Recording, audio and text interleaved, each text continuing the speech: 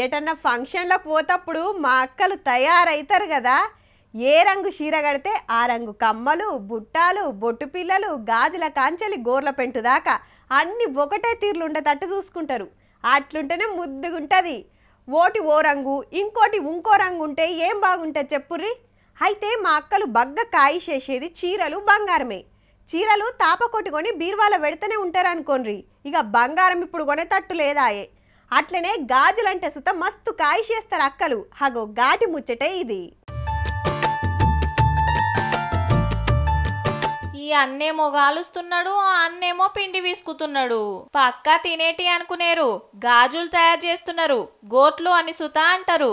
మోదాలు లక్కను గరం చేసి ఆ టెంక ఇట్లా గాజు మీద పూస్తున్నాడు రంగు కోసం. అట్లనే వేడి చేసుకుంటా సన్నగా చేస్తున్నాడు. అందులోకెళ్ళి ఇంతంత ముక్క తీసి గుండ్రంగా వేరిస్తే అయిపాయే. చెక్కున మెరిసే గాజు రెడీ. అగో తీర్ రంగుల లక్కను పూసుకుంటా తీరొక్క డిజైన్లు చేస్తున్నారు. అబ్బా ఎక్కడనో చెప్పరాదుండ్రి అని అంటారా? ఇంకేడా, గాజులంటే చార్మినార్, చార్మినార్ అంటే గాజులు.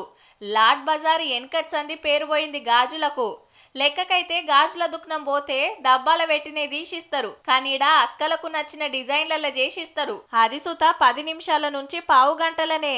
हमारे ग्रैंडफादर करते थे पहले ये काम, फिर हमारे डैडी करते थे, अब हम लोग कर रहे और हमारे बच्चे कर रहे काम. करीबन 75 ओल्ड शॉप है हमारा. ఈళ్ళే కాదు, గాజుల మార్కెట్లో చాలా దుకాణాలు ఇప్పుడు ఇదే తొవ్వలు పోతున్నాయి. అక్కలు సుత ఈ నడమ గాజులను బగ్గా కాయిష్ చేస్తుండే వరకు దినం 100 మంది దాకా వచ్చి నచ్చిన గాజులు చేపించుకొని పోతారట. పట్నం నుంచే కాదు, అటు జిల్లాల నుంచి పక్క రాష్ట్రాల నుంచి సుతా వస్తుండ్రంటే చూడుండ్రిగా డిమాండ్ ఎట్లున్నదో. 250 వర్తబుల్ ఉంది. ప్రైస్ కూడా కాస్ట్ ఏం ఎక్కువ లేదు. కర్ణాటక నుంచి వచ్చిండమ్మా, ఇక్కడ చూసి ఇచ్చేసుకుంటా ఉండ. 100 రూపాయల నుంచి 1000 ఇల్వ చేసేటి సుతా చేస్తారట. గాజులు ఎట్లా చేస్తారో చూద్దామని సుతా మస్తు మంది వచ్చి కొనుక్కపోతుండ్రట. అయితే చార్మినార్ అనగానే మట్టి గాజులే మతికొస్తాయి, కానీ ఇవెందుకు కొంటారక్క అని అడిగితే, మట్టి గాజుల స్పెషాలిటీనే వేరే, దీని స్పెషాలిటీసే వేరే. మట్టి గాజులు ఒకతర ట్రెడిషనల్ ఉన్నట్ల, ఇది ట్రెడిషనల్ కమ్ మోడర్న్ ఉన్నట్లని. 100 ఏండ్ల కంచెల్లి చేతులతో తయారు చేస్తున్న కళకు చాలా ఏండ్ల తర్వాత ఈ నడమనే మళ్ళా డిమాండ్ పెరిగి కుటుంబాలు ఎల్ల తీసుకుంటున్నారు.